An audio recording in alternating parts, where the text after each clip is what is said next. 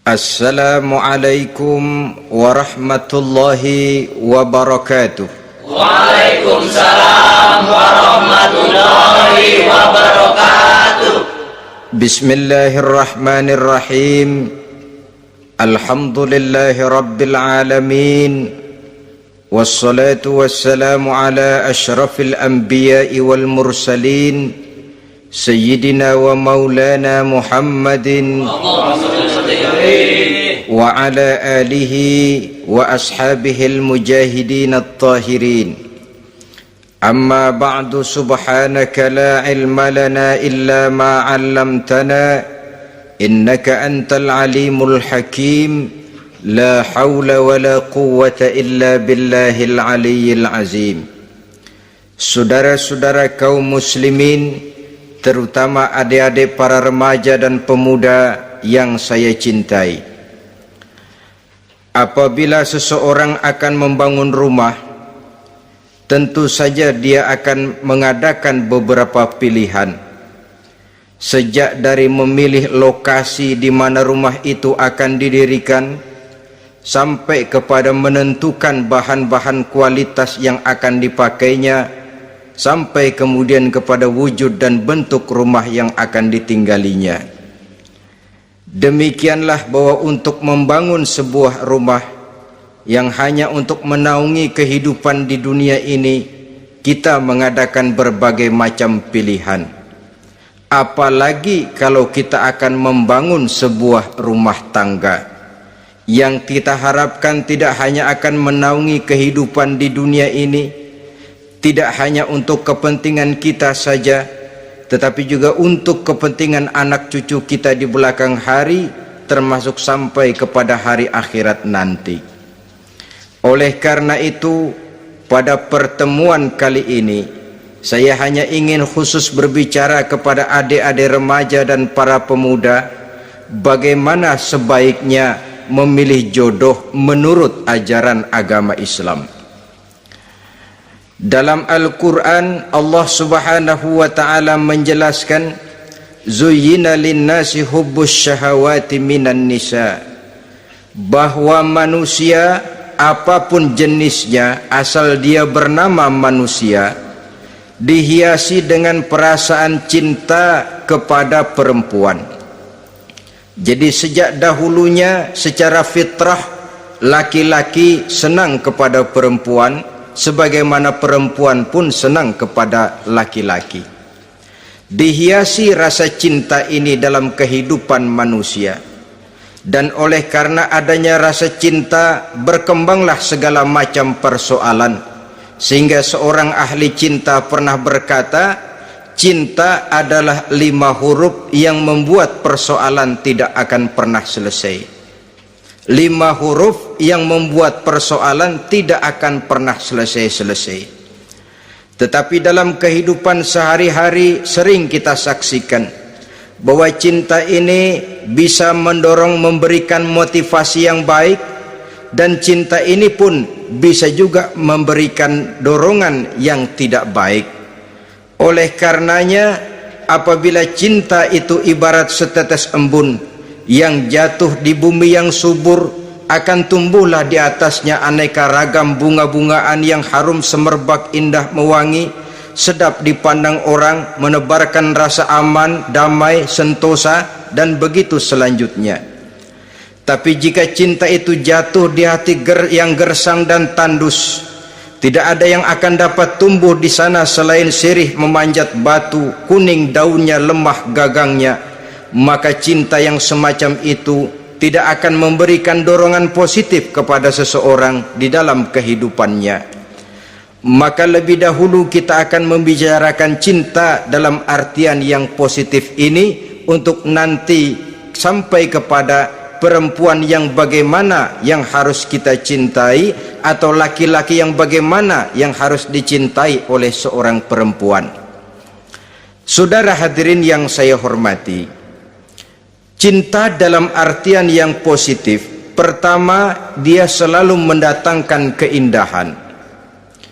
Yang kedua, cinta itu memberikan energi atau semangat untuk berjuang. Dan yang ketiga, cinta itu selalu membawa resiko dalam bentuk pengorbanan. Maka cinta yang positif pertama melahirkan keindahan.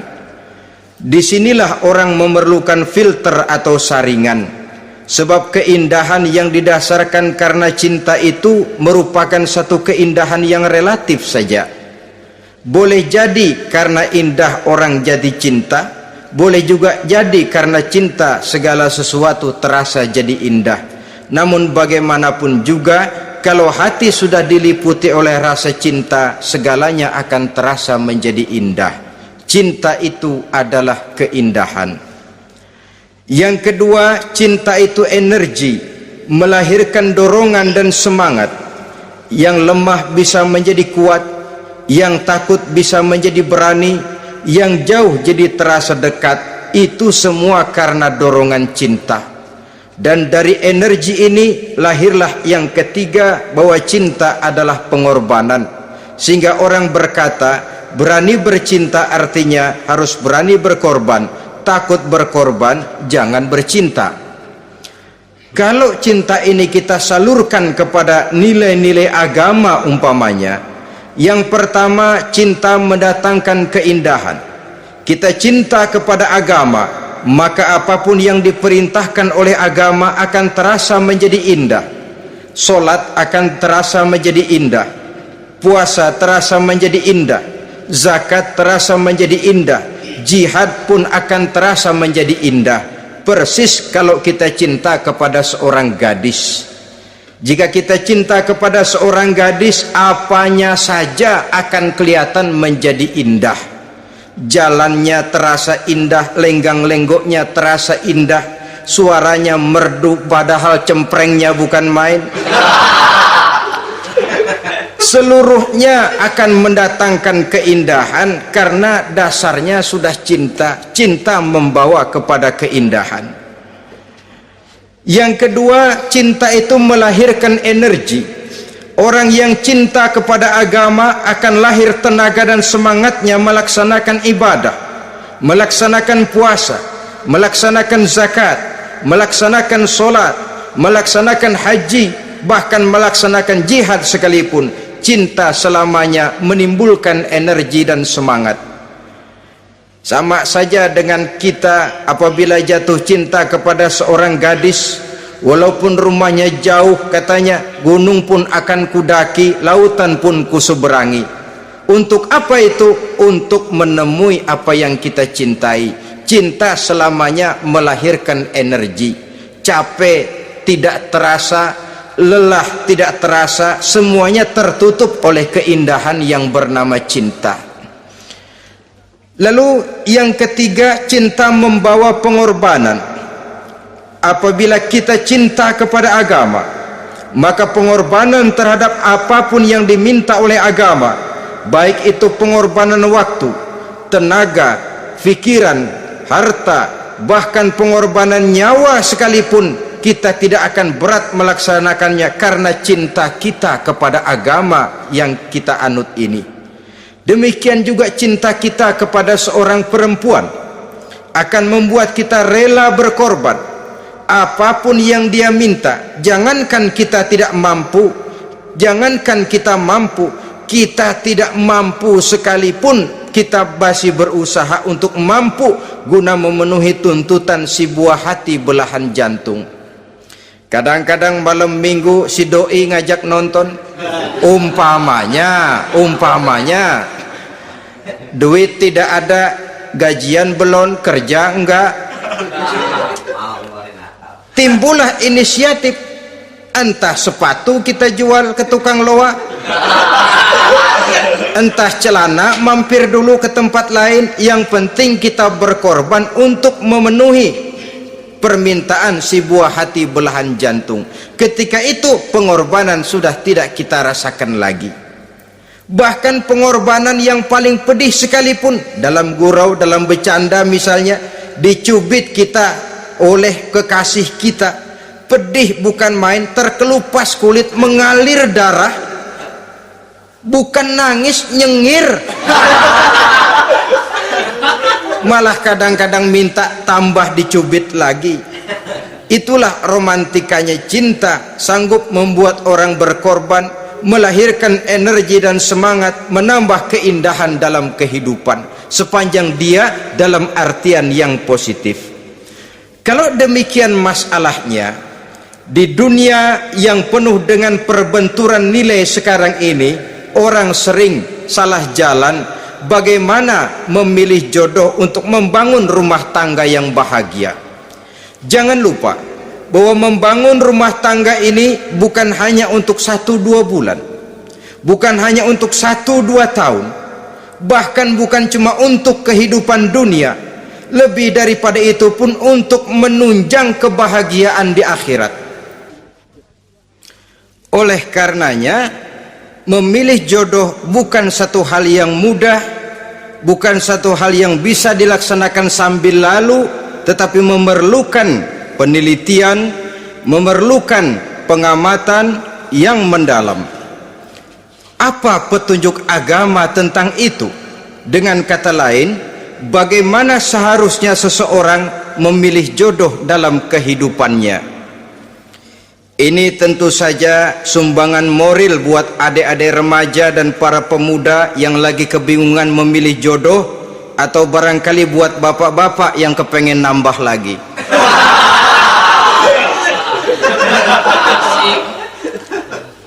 Mohon maaf kepada ibu-ibu, saya tidak menganjurkan, cuma ngajarin. Yang pertama, menurut Nabi, nikahilah perempuan itu karena rupanya, karena hartanya, karena keturunannya, dan karena agamanya.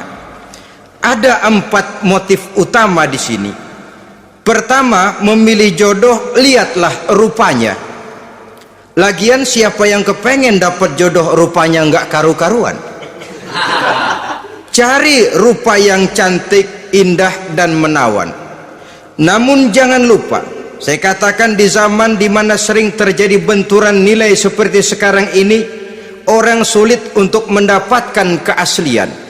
Di mana teknologi sudah sedemikian canggih, di mana ilmu kedokteran sudah sedemikian maju, maka berbagai macam rupa bisa dibentuk dengan apa yang dinamakan operasi plastik misalnya. Yang pesek bisa dibikin mancung, kuping yang kelebaran bisa dibikin sedang, pipi yang kembung sebelah bisa dibikin rata, janggut yang tidak menarik bisa dibikin bak lebah bergantung katanya. Oleh karena itu, kalau pilihan hanya tertuju kepada rupa yang cantik saja semata-mata, kita sudah melakukan satu kesalahan yang sangat besar. Sebab apa? Diperingatkan oleh Nabi melalui hadis Ibnu Majah, Bazar dan Baihaqi dari Ibnu Umar. Janganlah kamu kawini seorang perempuan karena kecantikannya, sebab kecantikan boleh jadi akan mencelakakan. Jangan juga kamu kawini perempuan karena hartanya, sebab kekayaan biasanya akan mendatangkan kesombongan. Tetapi kawinilah karena agama dan akhlaknya, karena itulah yang akan membawa kepada kebahagiaan. Saudara-saudara kaum muslimin, terutama adik-adik remaja dan para pemuda, dikala usia puber, apalagi mata baru terbuka, awal balik namanya, remaja sering kehilangan filter. Pokoknya asal ngelihat rupa yang sudah lemot, denok, geboy, pikiran pun hanyut, malam terkenang, siang terbayang, tidur tak nyenyak, makan tak enak katanya, selalu terbayang wajah si doi. Dikala itu orang kehilangan pertimbangan bahwa rupa yang cantik kadang-kadang sering menipu. Diriwayatkan oleh Imam Ibnu Abbas, satu hari ketika sedang kumpul dengan para sahabat, lewatlah orang dengan potongan potongan orang kaya. Kelihatan kan, orang kaya sama orang miskin jalannya aja lain kan? Jalannya saja, jangan gaya hidupnya, jalannya saja lain. Liwat dia, Rasul bertanya kepada seorang sahabat, menurut pendapatmu bagaimana orang yang lewat itu? Kata sahabat, oh yang lewat ini ya Rasul, kalau dia meminang perempuan pasti diterima, kalau dia menolong orang pasti berhasil, kalau dia ngomong pasti didengerin. Kenapa? Orang kaya. Orang kaya ya Rasul. Kalau dia minang, perempuan mana yang kagak bisa menerima kalau dipinang oleh orang kaya, biar mukanya udah belipet kayak dompet tanggung bulan. Kalau memang duitnya banyak, nggak kelihatan tuh muka yang belipet, yang kelihatan duit. Kalau dia nolong orang pasti berhasil apa yang dia tolong itu. Kalau dia ngomong pasti didengerin orang, walaupun omongannya biasa-biasa saja. Kenapa? Orang lihat penampilannya. Sudah, ketika orang itu lewat, beberapa lama kemudian lewat lagi seseorang yang kelihatannya miskin. Rasul tanya lagi, kalau orang ini bagaimana pendapat kamu? Wah, potongan begini sih Rasul, kalau dia minang orang tolak. Siapa yang mau kawin sama kere begini? Kalau dia nolong orang pasti nggak berhasil. Kalau dia ngomong kagak bakalan ada yang mau dengerin. Siapa yang mau dengerin orang susah ngomong? Setelah orang itu lewat, apa kata Rasul? Orang yang terakhir yang lewat ini, yang barusan lewat, jauh lebih baik dari yang pertama yang lewat tadi. Jauh lebih baik. Maksud dari ucapan ini, Rasul sebenarnya mendidik para sahabat jangan tertipu oleh penampilan, sebab penampilan tidak selamanya mencerminkan keaslian. Apalagi di zaman sekarang, salon di mana-mana bejibun. Alis mata bisa dibikin, pipi bisa dicat, yang pinggir kuning, yang tengah merah, di sebelah merah ada yang kehitam-hitaman, persis orang kepentok tiang listrik.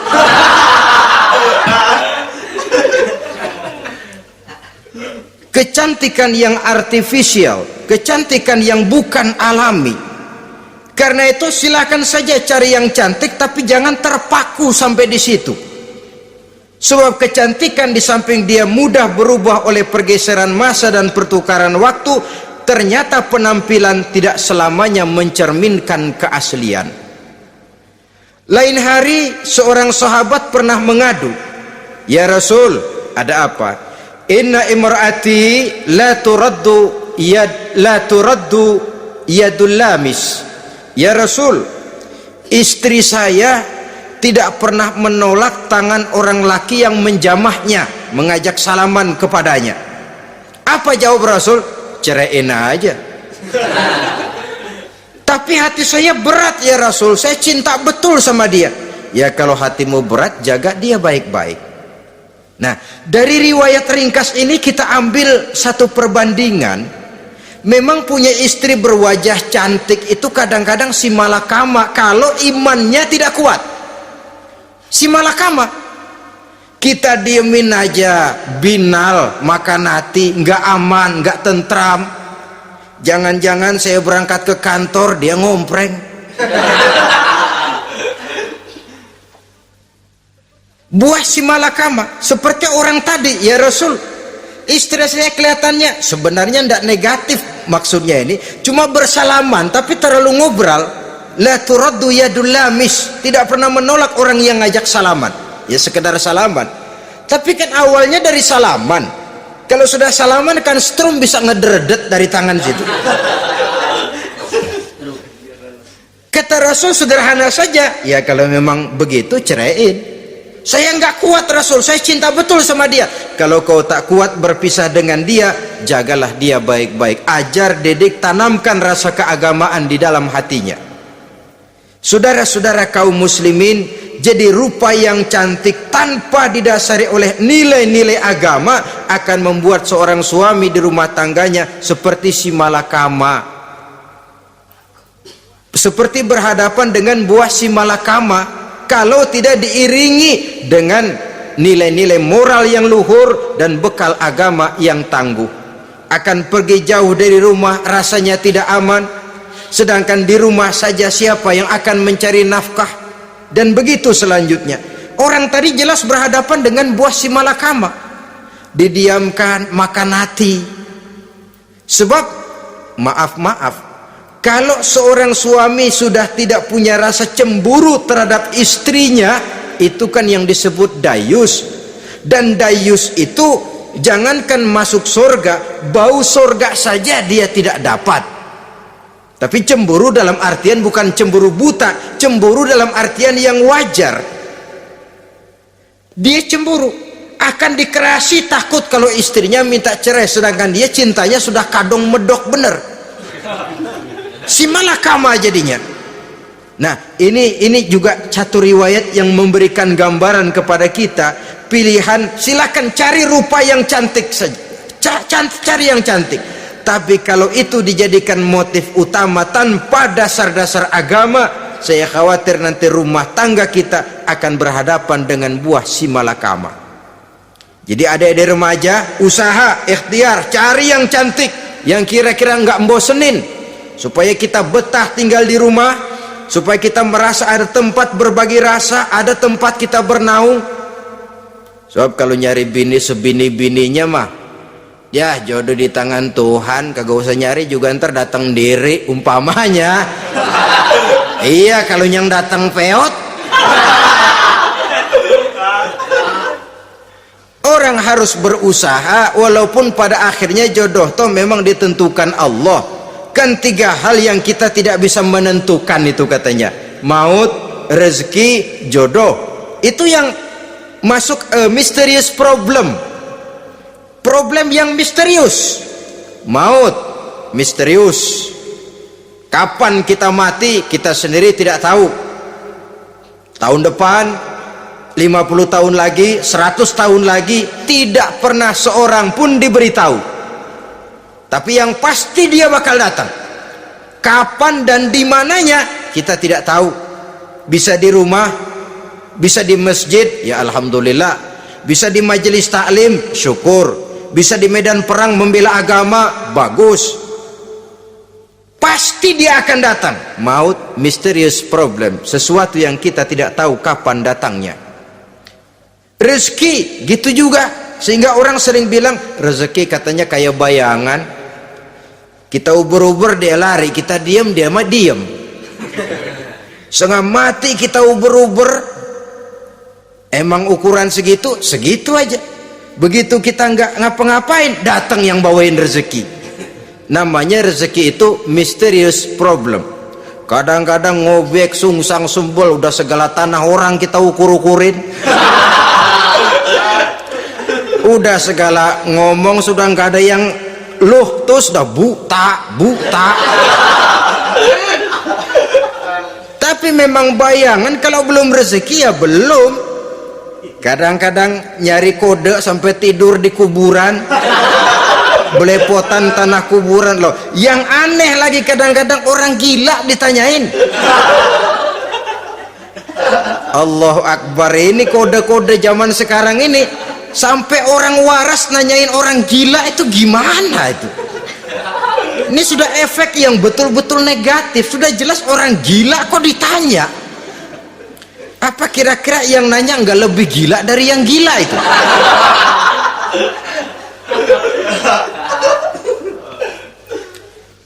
Saudara-saudara kaum muslimin, terutama adik-adik remaja dan para pemuda, jadi silakan saja cari rupa yang cantik, karena dia akan jadi tautan hati, buah hati belahan jantung, tempat kita berbagi rasa, tempat kita pulang dan tinggal di rumah tangga kita. Tapi hendaknya kecantikan rupa itu diiringi juga dengan kecantikan budi. Karena itu cari rupa yang cantik. Ini pilihan utama. Yang kedua, kata Nabi, harta, cari yang kaya. Tetapi jangan lupa, jangan dijadikan pilihan utama, karena kekayaan sering mendatangkan kesombongan. Apalagi kalau seorang pemuda mendapat istri orang kaya. hidupnya dimodali oleh istrinya, maka biasanya wibawanya sebagai seorang suami akan hilang. Akhirnya komando di tangan istri. Dikala itulah suami tidak lebih daripada prajurit yang taat kepada komando istrinya. Padahal menurut konsep Quran, ar-rijalu qawwamuna 'alan nisa, laki-laki diciptakan sebagai pembimbing bagi perempuan. Kalau nanti suatu saat terjadi benturan, sedangkan modal diberikan oleh istri, terjadilah pengungkitan. Kata istrinya apa? Lu jangan bertingkah, lu kan kawin sama gue, modal lu kolor doang.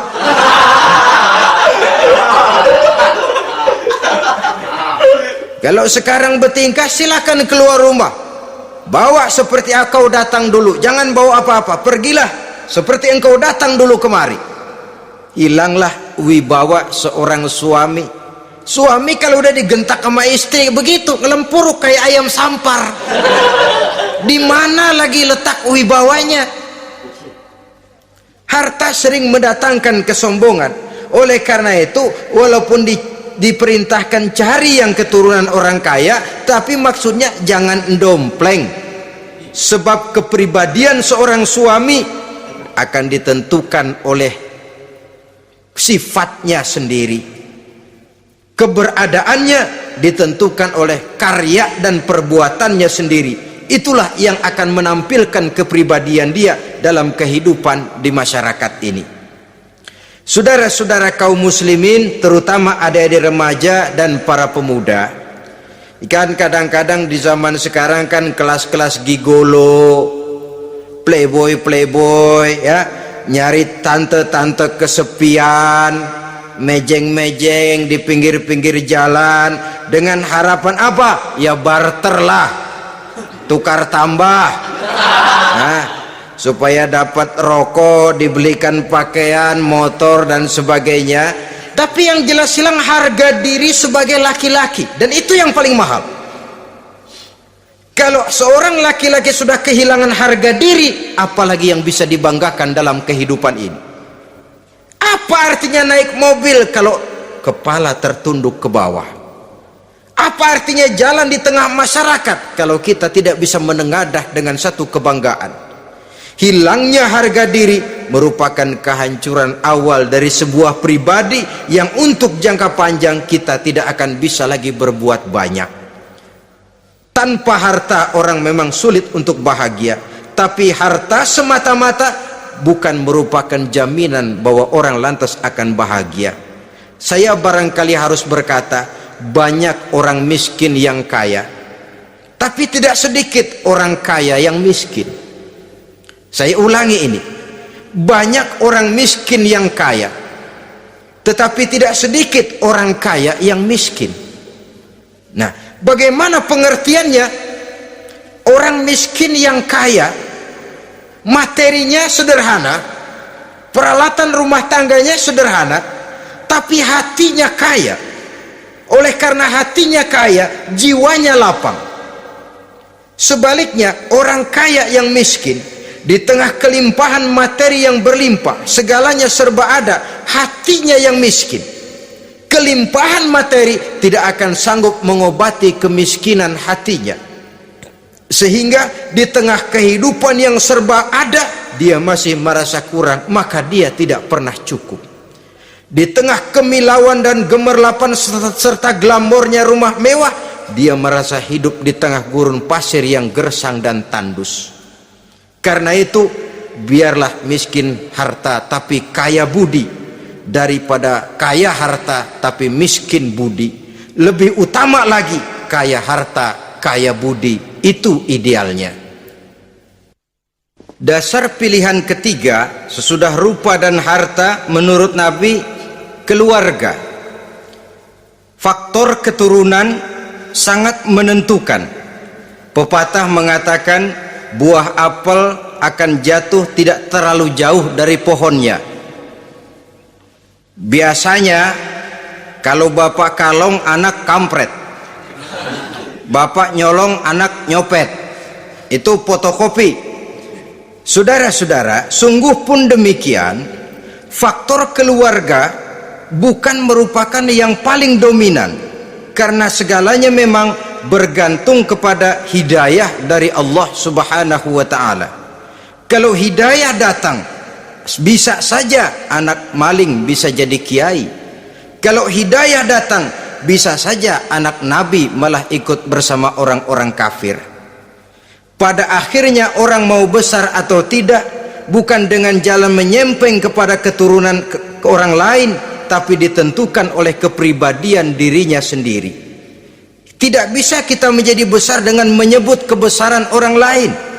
Itu sebabnya dicontohkan oleh Imam Ali pada saat beliau berkata, laisal fata may yaqulu kana abi walakinnal fata may yaquluha anadha. Anak muda yang gentleman adalah anak muda yang berani berkata, inilah saya, bukan anak muda yang membanggakan leluhurnya.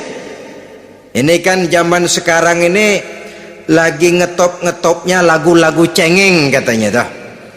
Sebenarnya menurut saya bukan cuma lagu cengeng yang jadi masalah. Lagu cengeng cuma satu efek dari sikap yang lebih utama dari itu, yaitu mental cengeng. Kalau mental sudah cengeng, apapun yang kita lakukan akan jadi cengeng. Tidak cuma lagu, kebudayaan yang lahir akan kebudayaan cengeng. Jadi pengusaha cengeng, jadi pejabat cengeng, jadi kiai cengeng. Kenapa? Mental cengeng. Di antara mental cengeng itu apa? Mengandalkan fasilitas atasan. Kalau tidak ada fasilitas dari atas, lantas tidak bisa berbuat apa-apa, cengeng. Menjadi besar bukan karena karier pribadi, tapi karena nasib katrolan. Itu pun termasuk mental cengeng. Sedikit gagal, bagaimana sedikit jalan buntu, sedikit deadlock, lu ngapain lu melulu? Saudara hadirin yang saya hormati, jadi lebih penting dari sekedar lagu-lagu cengeng, saya malah lebih suka bicara mental cengeng ini.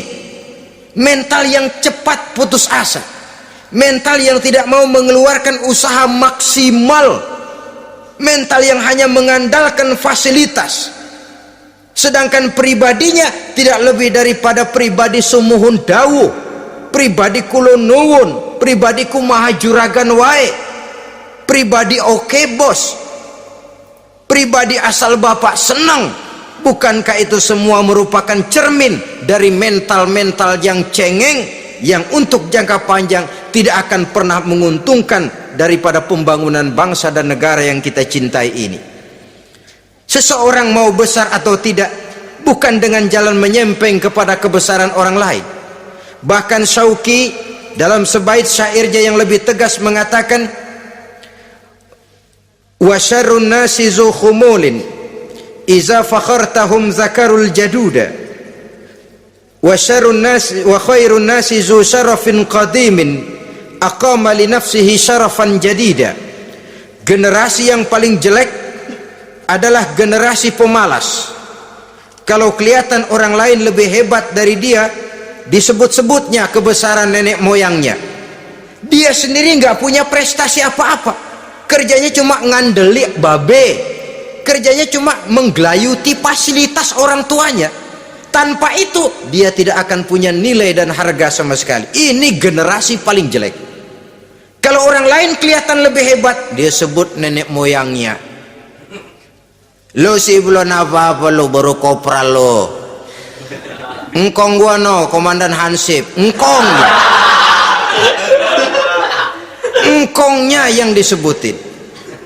Dia sendiri tidak punya prestasi apa-apa. Jadi silahkan saja cari gadis dari keturunan keluarga yang baik-baik, tapi jangan jadikan tendensi utama, jangan dengan niat untuk menyempeng kepada kebesarannya, tapi paling tidak dengan niat agar mudah-mudahan dari benih yang baik ini akan lahir keturunan-keturunan yang baik pada akhirnya nanti. Itu yang kita harapkan. Bukan lalu dengan pertimbangan, weh mertua gue bos nih, kali aja begitu gue kawin aja mampus. Ini semua warisan kan jatuh kemari semua. Kalau itu niatnya sudah jelas salah. Kita mencari perempuan dengan keturunan-keturunan yang baik dengan berharap agar anak-anak kita nanti yang akan merupakan benih cucunya akan melahirkan kebaikan-kebaikan seperti leluhurnya dulu. Saudara, pilihan yang keempat kata Nabi, agama. Ini yang paling inti. Kenapa? Agama itu motivasinya moral. Di sini segalanya ditentukan. Rupa yang baik, harta yang banyak, keluarga yang luhur, kalau sudah dilandasi oleh agama yang rapuh, bahkan tidak beragama sama sekali, ketiga hal di atas tadi hanya akan mendatangkan malapetaka. Sekarang kan kita tertipu oleh penampilan, padahal penampilan belum tentu kenyataan. Di jalan-jalan kita akan lebih terpesona melihat gadis pakai miniskirt di atas lutut ketimbang kita melihat gadis-gadis yang pakai jilbab. Kalau sudah pakai jilbab keliwat, yang usil banyak banget, bau sorga nih. Bau sorga katanya. Tapi kalau sudah yang pakai miniskirt itu yang lewat, itu dari ujung ke ujung mata kagak mau kedip, laler nemplok di mata kagak dirasain. Kita terpesona oleh penampilan zahir, padahal penampilan belum tentu memantulkan hal yang sebenarnya. Tapi memang itulah watak manusia. Watak manusia, saya katakan manusia tanpa kecuali. Tetapi bergantung kepada pemikiran jangka pendek atau jangka panjang. Kalau jangka panjang yang kita pikirkan, ya tentu kita tidak akan mudah terpesona oleh hal yang zahir. Sampai-sampai Quran sendiri mengatakan budak yang hitam legam tapi beriman itu lebih baik daripada orang-orang musyrik walaupun cantik, denok, lemot, geboy. Ada lagi nggak bahasa yang lebih dari itu? Cantik, denok, lemot, geboy, bahenol, nerkom, tapi kafir masih lebih baik budak yang hitam legam sekalipun kalau dia beriman. Kenapa? Rumah tangga untuk jangka panjang. Sebab itu Islam tidak membolehkan kawin campuran dengan lain agama. Walaupun ada ayat yang mengatakan boleh kawin dengan ahlul kitab, tapi sebagian mufassir menjelaskan bolehnya kawin dengan ahlul kitab itu dalam kondisi darurat. Dalam kondisi normal tidak bisa. Kenapa? Kalau sudah berlainan agama akan terjadi kerancuan rumah tangga untuk jangka panjang. Bagaimana membina dalam keharmonisan di rumah tangga? Bagaimana nasib anak-anak nanti?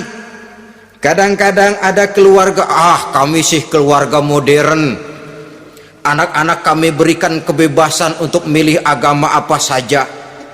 Bapaknya Islam, istrinya Kristen, anaknya ada yang Hindu, Buddha. Bagus nih, keluarga pecel namanya. Bagaimana keluarga modern bisa seperti itu? Padahal seorang suami bertanggung jawab di hadapan Allah. Dia akan ditanya tentang istrinya, dia akan dimintakan pertanggungan jawab tentang anak-anaknya. Kalau istri kita berlainan agama, mungkin terjadi pengkaplingan. Pokoknya kalau anak perempuan ikut ibu, anak laki ikut bapak. Administrasi dunia bisa begitu, tapi akhirat pertanggungan jawab di hadapan Allah. Bisakah kita? Sorry aja Tuhan emang janjinya begini. Saudara hadirin yang saya hormati, oleh karena itu budak legam hitam kalau beriman masih lebih baik daripada orang-orang yang tidak beriman walaupun cantik dan mempesona. Kenapa? Ini faktor agama. Ya buat 1-2 bulan bisa terwujud rumah tangga yang tentram. 2-3 tahun mungkin masih bisa bertahan, tapi sampai kapan? Sampai kapan itu akan terwujud? Pada akhirnya akan muncullah dilema yang akan sulit buat diatasi. Oleh karenanya motif agama dijadikan stres oleh Nabi. Fazfar bizatiddin taribat yadak, pilih agama sebagai titik sentral, sebagai pilihan utama. Kalau agamanya kuat, walaupun rupanya sederhana, tapi karena nilai agamanya kuat, dia bisa menyenangkan hati suaminya, dia bersolek untuk kepentingan suaminya, dia taat kepada suaminya. Harta, dia anak orang kaya untuk membantu perjuangan suaminya. Tapi kalau tidak ada modal agama, rupa yang cantik bisa menyengsarakan suami. Apalagi kalau suami kere, istrinya sudah cantik, kaya ataupun tidak kaya, kadang-kadang udah suaminya suruh ngempuk di rumah, bininya yang kerja. Ya kalau kerja mendingan kalau dikerjain itu.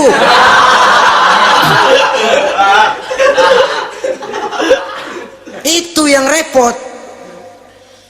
Saudara hadirin yang saya hormati, dan ini bukan satu dua kasus. Alangkah malangnya kalau sudah terkena hal seperti itu.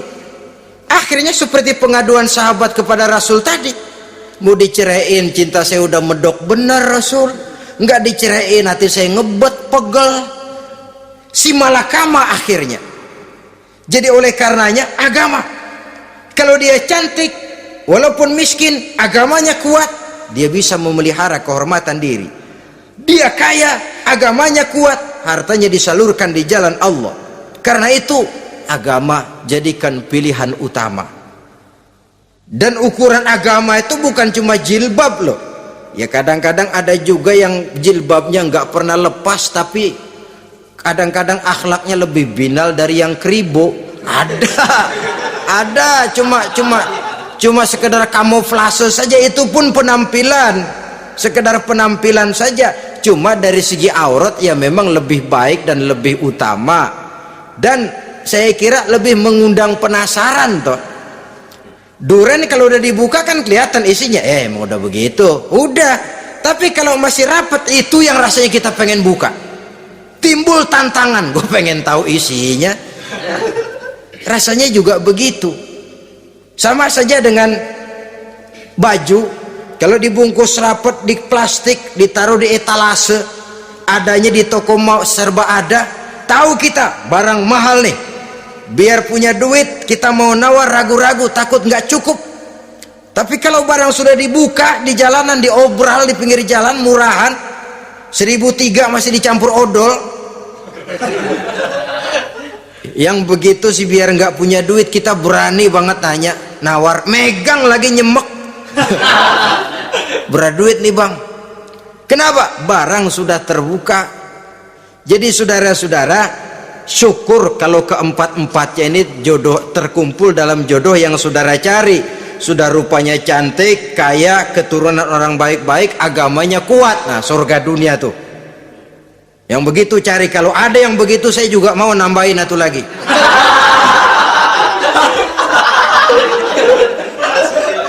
Tapi yang kumpul keempat-empatnya ini terus terang saja langka, makhluk langka ini.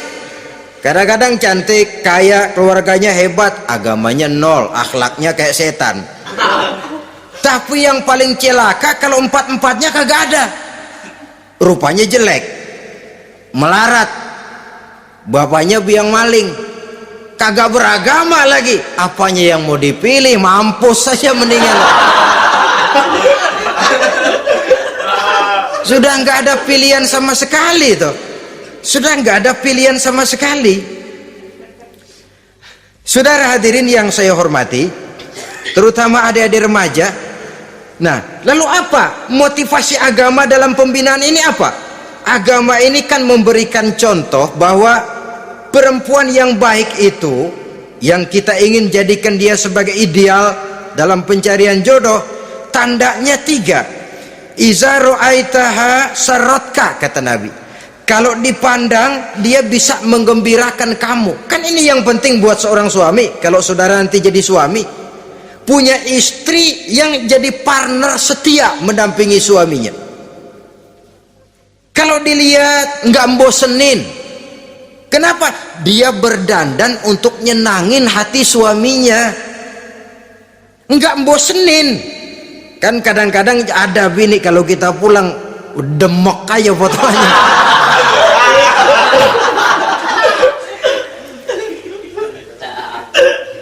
Ini yang bikin suami nggak betah di rumah ini kan yang begini.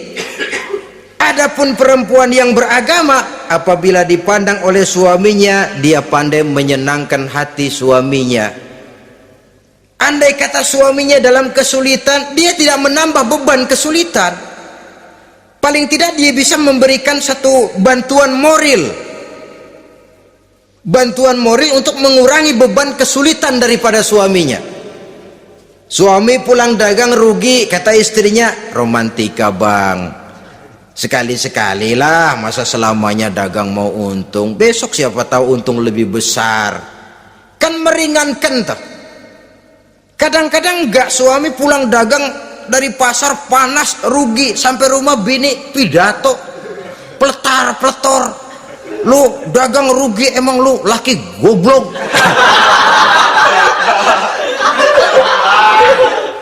Sudahlah, di pasar rugi, di rumah digoblok-goblokin. Ini nanti kena penyakit broken home yang begini ini. Padahal kesuksesan di kantor, kesuksesan di pasar, kesuksesan di medan tugas selalu dimulai dari kesuksesan dan ketenangan dari rumah tangga. Dia berhias untuk kepentingan suaminya, tidak terlalu berlebihan, dan suaminya pun pandai menghargai istrinya dengan kata-kata yang menimbulkan gairah dan semangat. Melihat istrinya bersorak, kamu makin cantik saja. Jangan juga kadang-kadang suami ketus, ngelihat daksu pulang kantor, lihat suaminya, istrinya dandan rapi, tumben lu mau bekasin apa? Mau bekasin katanya. Artinya apa ini? Pandai mengembirakan, bisa tenggang rasa, bisa berbagi rasa, sehingga suami merasa ada tempat dia bertukar pikiran, ada tempat dia membicarakan persoalan. Dialog dalam kehidupan berumah tangga itu sangat diperlukan. Iza ra'aitaha sarratka, kalau dipandang dia sanggup mengembirakan kamu. Dikasih uang 500 senyum, 5.000 pun ketawa, menggembirakan. Dia bisa taruh kata hatinya kesel, tapi mulutnya senyum. Nah ini yang sulit ini, senyum tapi kesel, kesel tapi senyum. Kadang-kadang istri itu kan kalau sudah kesel, suami pulang nggak bisa dia menyembunyikan kekesalannya. Dari jauh suami sudah lihat ini yang nyambut, ini bemo ini, udah monyong serem. Saudara hadirin yang saya hormati, yang kedua, bila diperintah dia taat. Ini pengaruh agama, sehingga Nabi mengatakan, lau amartu li ahadin ayyasjuda ila ghairiha la amartul mas'ada la amartul mar'ata litasjuda ila zawjiha likibari haqqihi 'alaiha. Andai kata saja boleh aku memerintahkan manusia untuk sujud kepada sesama manusia, pastilah aku perintahkan perempuan untuk sujud kepada suaminya. Kenapa? Karena besar hak suaminya kepada dirinya. Untung sujud kepada manusia tidak boleh. Andai kata boleh, perempuan disuruh sujud sama suaminya. Ini tidak perlu sampai sujud, cium tangan saja minta ridho suami. Kadang-kadang perempuan sekarang berat, paling banter setahun sekali lebaran doang. Laki pulang sembahyang tubruk, cium tangan minta redo, nangis segala macam. 3 hari habis lebaran beras habis, monyong aja lagi.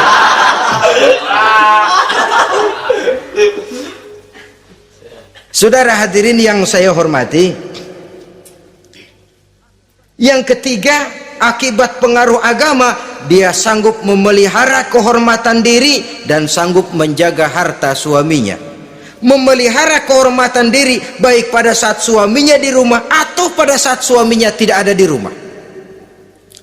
Satu riwayat, seorang sahabat akan pergi perang jihad di fi sabilillah.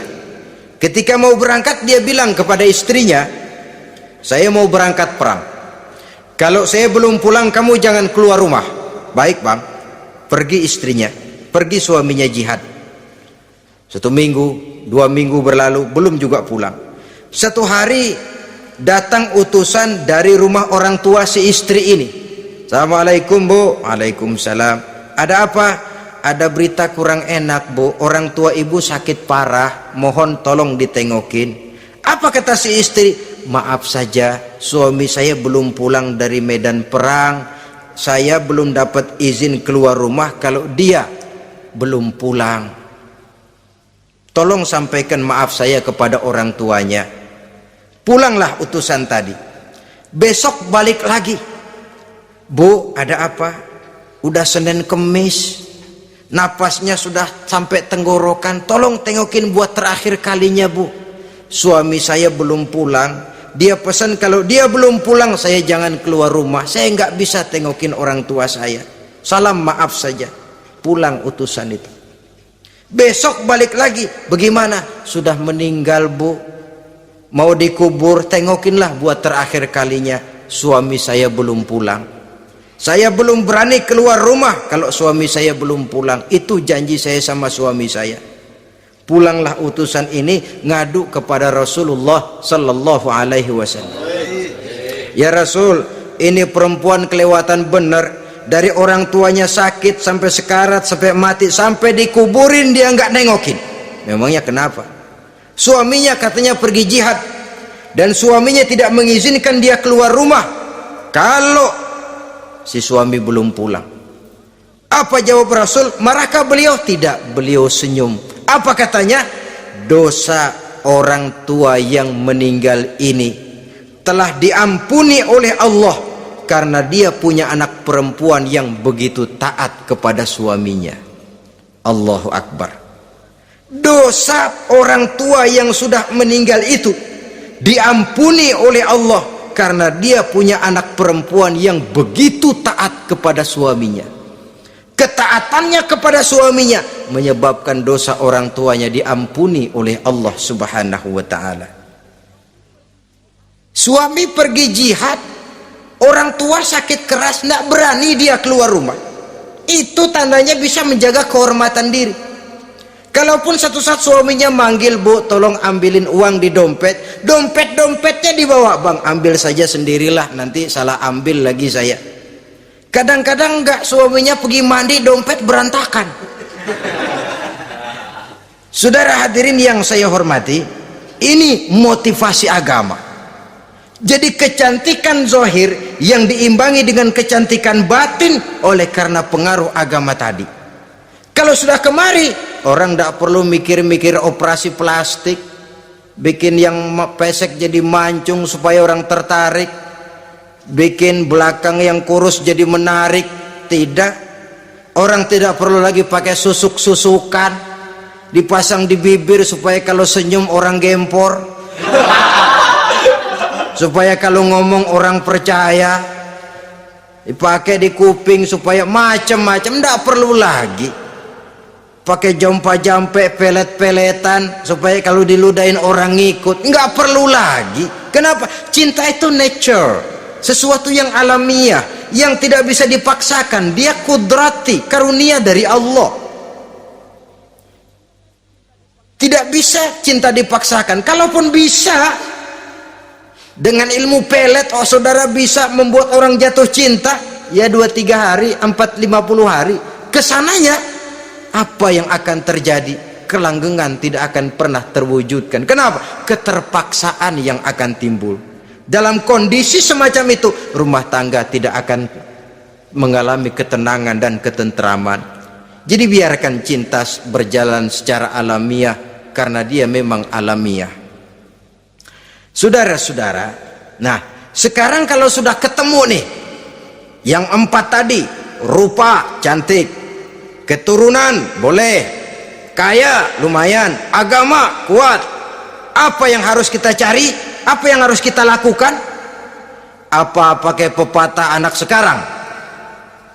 Aku lihat, aku pikat, aku dapat, aku sikat, aku minggat. Bangsat.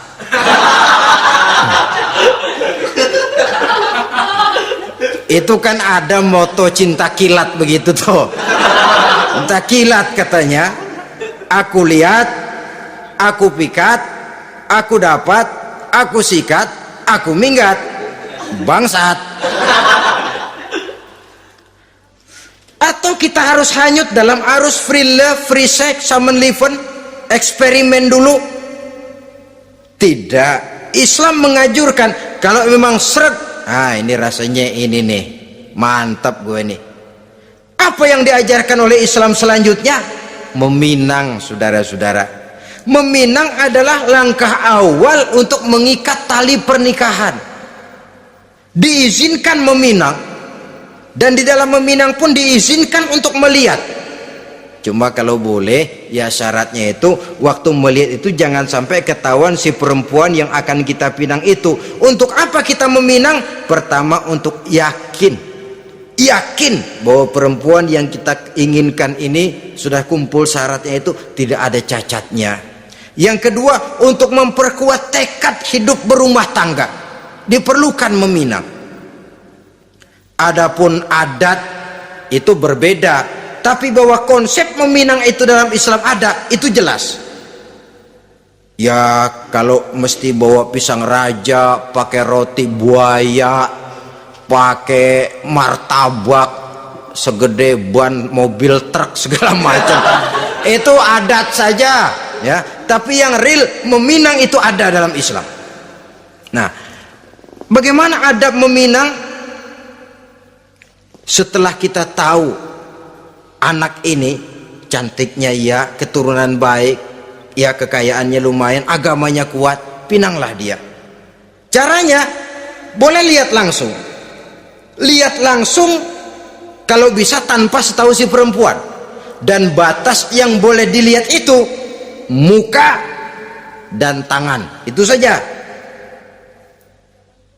Jadi jangan gerusak. Minta permisi Pak, saya mau ngelihat anak bapak seutuhnya, soalnya buat saya ini nanti. Apanya aja dibedolin, jangan. Kira-kira yang boleh itu muka sama tangan. Andai kata kita risih, sebab nanti kalau nggak jadi akan jadi timbul rasa malu dan si perempuan juga kasihan. Boleh mengutus perempuan yang kita percaya. Coba kau ke sana, lihat kondisinya yang sebenarnya bagaimana. Kalau ngelihat dari jauh sih utuh, siapa tahu nanti tangannya kurang sebelah. Coba lihat sana. Saudara-saudara, kemudian boleh juga ditanyakan kepada orang tuanya, dan dalam hal ini orang tua si gadis tidak boleh menyembunyikan aib atau cacat yang dimiliki oleh anaknya. Dia harus menceritakan apa adanya, sampai pun kekurangan anaknya yang paling kecil sekalipun. Sebab apa?